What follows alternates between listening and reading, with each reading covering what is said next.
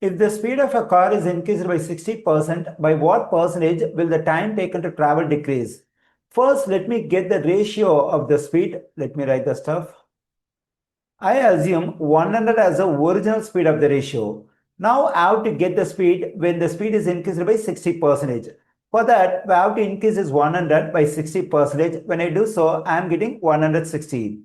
Now, the greatest common divisor of 100 and 160 is 20. So, let's divide both the terms of this ratio by the greatest common divisor 20. Okay, when I divide 100 by 20, I am getting 5. And when I divide 160 by 20, I am getting 8. Here I got the ratio of the speed.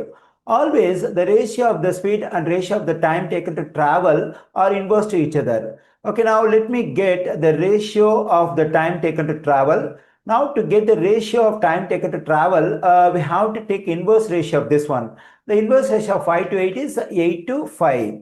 This 8 is connected to the time when the car is traveling at the original speed, and this 5 is connected to the time when the car is traveling at the increased speed. That is when the speed is increased by 60%. Here, what's happening in the time? The time is decreased from 8 to 5. How much the time is decreased?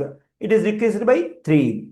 Okay, now our aim is to find the percentage by which time taken to travel will decrease. For that, we have to take the actual decrease 3 in numerator and the starting time 8 in denominator, and we have to convert this one to percentage. For that, we have to multiply this one by 100. Then it will become 100%. Okay, 3 times 100 is 300.